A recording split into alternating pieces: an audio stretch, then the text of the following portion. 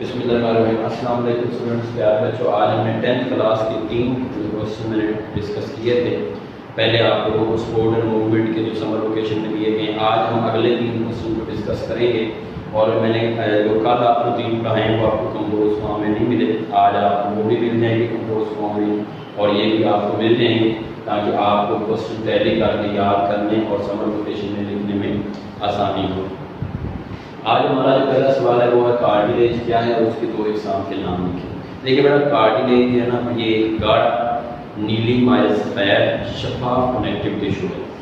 تو یہ آپ یوں سمجھ لیں کہ آپ کو پتہ ہے کہ آپ جب گوشت کھا لیتے ہیں تو اس میں ایک مرکنی ہڈی آتی ہے جس کو وائٹ بون بھی ہم کہہ سکتے ہیں، تو سفید ہوتا ہے یہ، اور اس سفیدی کی وجہ سے اس کی تعریف میں بھی یہ لفظ استعمال کیا گیا ہے کہ گاڑھا نیلی مائل سفید شفاف کنیکٹیو ٹیشوز کو کارٹیلیج کہتے ہیں، ہائیالین کارٹیلیج اور فائبرس کارٹیلیج۔ یہ میں نے کل بھی پڑھایا تھا۔ یہ اس کے 2 اقسام کے آپ نے نام لکھ لینے۔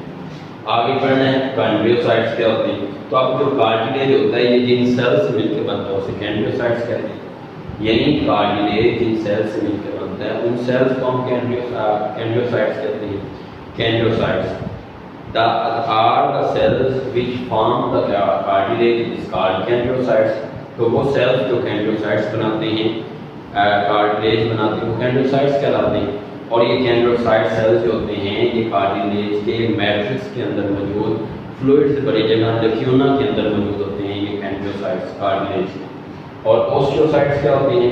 ہڈی کے اندر بہت سارے سیلز ہوتے ہیں، ہر وہ سیل جو بالغ ہو جاتا ہے، جو اپنی ڈیولپمنٹ شروع کر دیتا ہے، تو ہر ہڈی کے سیلز جو بالغ ہو چکے ہوتی ہیں، اڈلٹ ہو چکے ہوتی ہیں، انہیں ہم کہتے ہیں کہ وہ اوسٹیوسائٹس۔